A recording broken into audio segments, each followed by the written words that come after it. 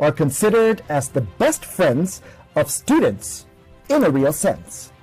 They play a significant role in a student's life, taking him or her into a unique world filled with knowledge and imagination. There are numerous advantages that a nation can derive when its citizens are raised with the culture of book reading. Let's look at just a few. Books make a student intelligent. They reveal the different concepts and introduce the numerous shades of culture of the world. Books improve the memory. When students read a book, they create the images of the story and character mentioned in the book, and they are able to memorize what they read. Books improve vocabulary. When students read different books on different subjects, they are able to learn new words, which will not only help them to modify their vocabulary, but also to build the awareness of various topics. Books develop analytical skills. They improve a student's ability to think and increase their capacity to find solutions to problems. Reading books can build understanding and awareness of students in different situations. Book reading is better than watching television or listening to an audiobook. The very act of physically turning a page creates a momentary pause for understanding to sink in. Our brains have to work to translate the images on a page into words and then interpret the meaning and intent of those words. When a character is described as tall with brown hair, a reader creates his or her own picture. Television takes all of that imagination away. In fact, books are indeed more reliable than the sources on the internet because they have been reviewed before publishing. The information of books stays for a long period, while you may have information on the internet changing every hour. Books have been proved to be more reliable. But there's a crucial paucity of indigenously produced tertiary level textbooks and related academic publication in the nation's tertiary education institutions. It is equally worrisome that the quality of most academic publications in our country leaves much to be desired. To combat this downward trend head-on, the Tertiary Education Trust Fund established the Book Development Fund Intervention, deliberately created with the aim of restoring the culture of research and high-quality academic publishing within the higher education subsector. TETFund's Executive Secretary, Professor Suleiman Elias Bogoro, is very passionate about the need to boost the content component of Nigeria's public tertiary institutions as part of his R&D drive. Component. You know what? For a long time, from ETF to TETFund now, we have been referenced more in terms of provision of physical infrastructure. Yes, people are clapping wherever, well, we know it, about the content. And for instance, if we talk about the content from my perspective at TETFund, for universities, polytechnic, college of education, one of the first areas of this thing is academic staff training and development. That is a key content component. And you will agree with me that whatever we did, if we had not decided to invest on postgraduate training massively as we did, when I said, I love to recall, when about 7-8 years ago, only 40% of lecturers in the Nigerian university system had PhD. But by 2015, and that is 6 years ago, isn't it? By 2015, the percentage had moved to 60%. And we're waiting for the correct indices from National Universities Commission. And we hope, we are almost confident that as we are talking now, the percentage of PhD holders in Nigerian universities has moved from, it should be in the region of 70 to 80%, or even above 80%. And that is significant, because we needed a crop of faculty members, that have the capacity to train others. And that is a content component. Capacity building in so many ways, but first acquisition of higher degrees, as well as continuous training, including what we are doing now, improving capacity for grant writing skills. These are all content components, but the other ones is what? Publishing of manuscripts. From conversion of PhD thesis to the larger one, which is manuscript development by lecturers. Into textbook, they are evaluated by TETFund. And many of them qualify for publication, and they are supported by TETFund. That is a content thing. And of course, journals publication. We had to identify both professional and more recently academic journals, institution-based journals to support, so as to encourage, to make sure that, because a number of journals at some point, about 9-10 years ago, we discovered that, believe me, most journals had gone moribund. It was very frustrating. People were looking for journals, and you go the journals, some of the journal offices, you went there, they had been publishing, and you discovered they didn't have, it was typewriter. You are not talking about desktop, you are talking about typewriters at that time. It was as bad as that. So we're able to make available seed money to those that we identified, the professional journals, 5 million naira each of them. And believe me, the report came fantastic. And as a result of that, a number of journals have met international best practice standards. Many of them now are being, in fact, is it about 3, 4, or 5? Now they have been so scaled up at that global stage. That's the kind of thing. And then finally, research. Well, even the library development, they're a very important content component. But finally, research. That is the area where Dwelling will be speaking more about. And research, we have 2 categories of research grant support. We have IBR, institution-based research, with a ceiling of 2 million per grant. Well, as small as the money may appear, a number of good research outcomes have emerged over the years. And we added the funds to it recently. Then the National Research Fund, with a ceiling of up to 50 million. And that is pretty significant, to be honest. And some of the research outcomes are very encouraging. Groundbreaking research. We've noticed it from outcomes of NRF research grant execution. And that pleases us. And we're just hoping that we will continue to improve on this. And so with research grant skills, capacity building, and change of orientation by our lecturers, we hope that we will refocus on the content components now more than ever. It is expected that nurturing the culture of quality authorship and the production of indigenous books will not only ensure the availability of relevant books on diverse subject areas that take cognizance our local environment and sensitivities, it would also safeguard our national pride.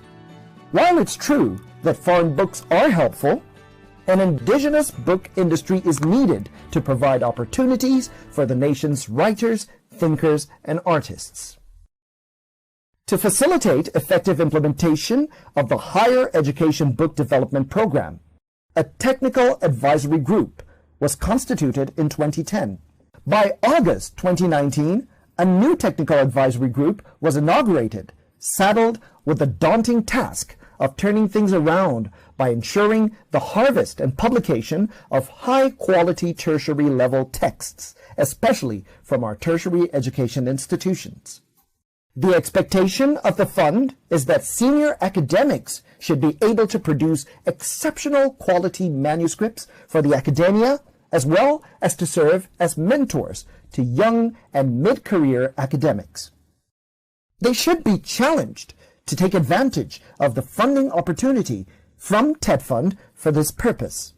The terms of reference of the TAG Book Publishing Sub Committee are as follows: to harvest doctorate theses and master's dissertation from across beneficiary institutions for possible conversion into books, to screen proposals on manuscripts and theses, dissertations, for development into academic textbooks and advising TETFund on fundable manuscripts, theses, and dissertations. To screen and advise TETFund on submissions from professional associations to support the production of learned journals. To recommend reviewers for screened manuscripts, theses, and dissertations for engagement by TETFund for technical assessment. To advise the fund on how to enhance and improve the production of quality academic books, journals, and other academic learning materials. To review materials for journal publication from relevant professional bodies. And to ensure the establishment and proper functioning of the academic publishing centers via the 3 subcommittees. A seed grant of 2 billion naira was provided at inception, and the sum of 2,950 million naira was added to the original seed grant, making a total sum of 4,950 million naira. On the 13th to 14th of April 2021, the TAG Subcommittee on Book Publication held a crucial meeting. On day 1, the meeting began at 9 a.m. with the chairman of the Technical Advisory Group, Professor Charles Awo, setting the tone. So apologies from the vice chairman, like I said, he cannot be here. There's also apologies from the convener of the Academic Publishing Center Subcommittee, Professor Risku Ashewu, who called me yesterday, 2 days ago, that he will also not be able to be here. If there are additional apologies, the chairman of the convener of the Book Publication Subcommittee, and he's the chairman of this meeting. In his address, he also recognized and commended some members of the group for key personal achievements, including gaining appointments to public service positions.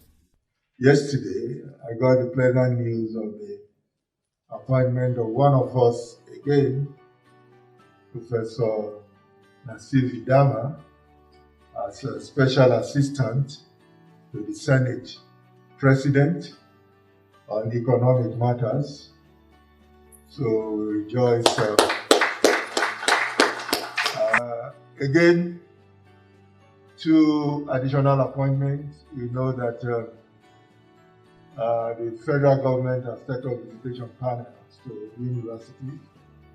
And 2 of our members, Professor Luo Bafemi, that one I know is a member of the visitation panel to the University of Jos. He's also expected to be at this meeting. But they're having their inauguration as I speak today here in Abuja.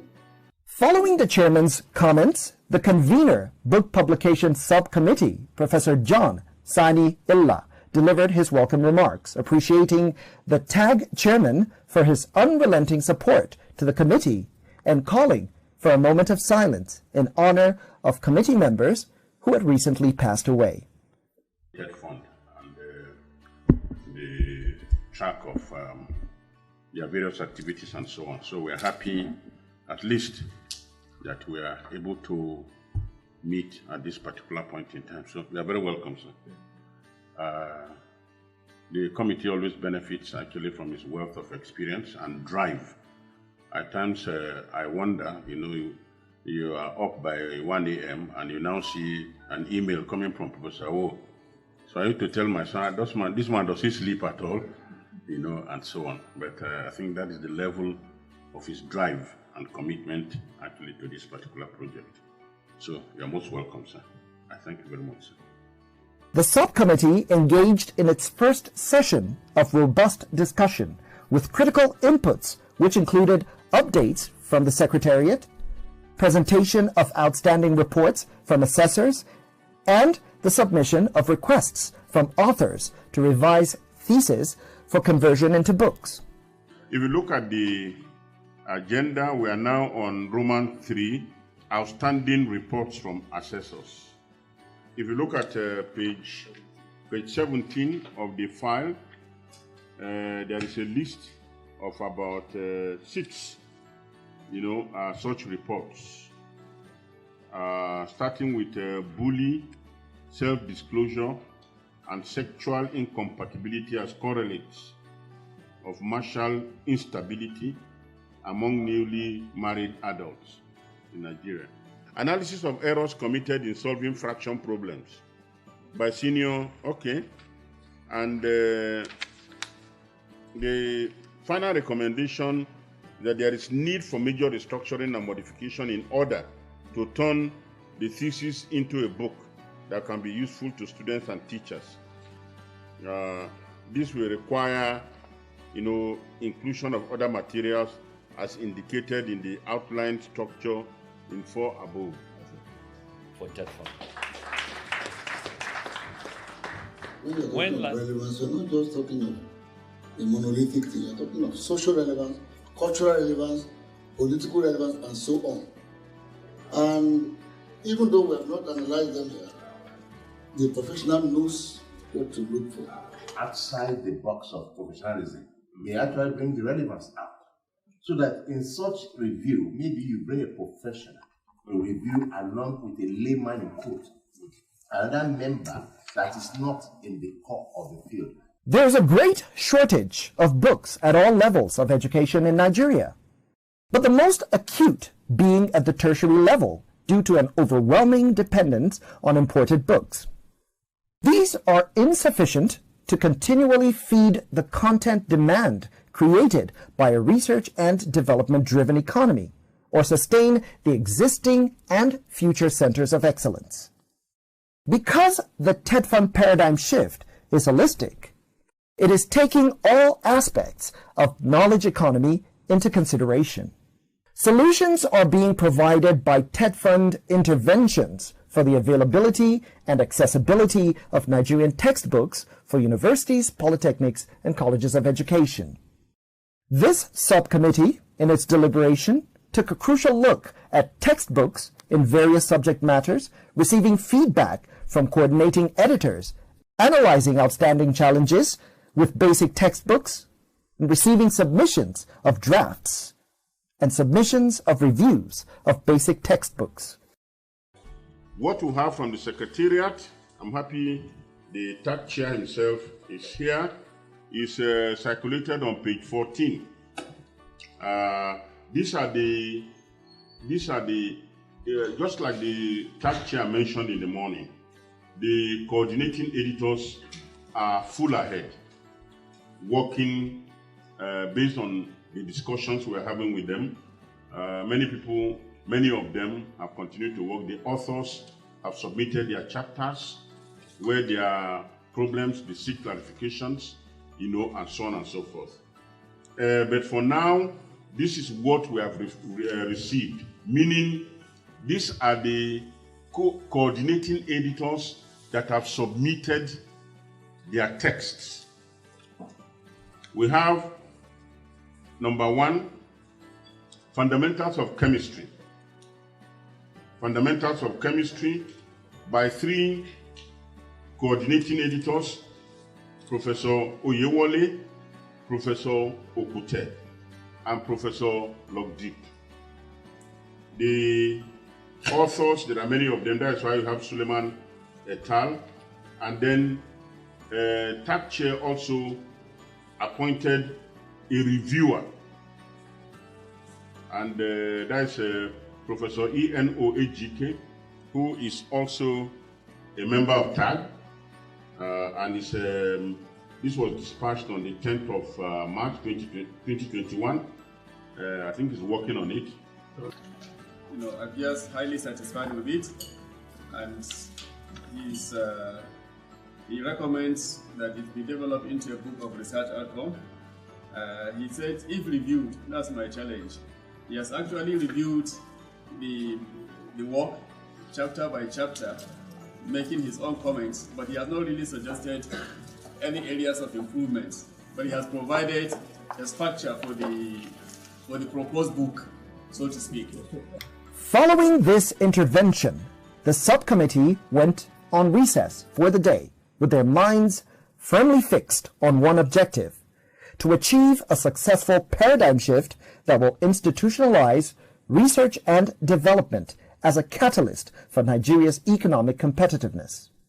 The homegrown textbook industry needs to be developed with a curriculum that is focused on active learning rather than repetition and memorization. On the next edition of the Paradigm Shift, we will be examining Day 2 of the Book Publication Subcommittee meeting, including a surprise visit from a very important visitor. When last year 43 textbooks were approved, I was the most excited person at the Board of Trustee meeting. And I told them, I said, as a university lecturer, I know what it means. TAG decided to prioritize the basic textbooks for obvious reasons. Let's establish standards of the benchmark and then move up thereafter. We believe we'll move into specialist, postgraduate, deeper categories subsequently. But let's identify the key areas where we need the basic textbooks. It was fantastic, commendable thing that you people did. And at the Board of Trustees, when I finished explaining, believe me, there was sustained ovation and appreciation for all of you. Thank you so much. Thank you so much. The importance of books in the social, economic, and technological advancement of a developing country such as Nigeria cannot be overemphasized. Presently, Nigerian education at all levels urgently needs book resources to ensure that the effectiveness of the whole educational system is greatly enhanced. TETFund is playing a crucial part at center stage in expanding and developing the nation's literary canon. This will form the basis for research content into products and services that will serve our industries very well. Industries can then scale up these products in ways that will be beneficial to the larger society. Increased quality of life for Nigerians means increased profitability for industry, which in turn means increased tax base for the government. New publications will continue to be supported by TETFund.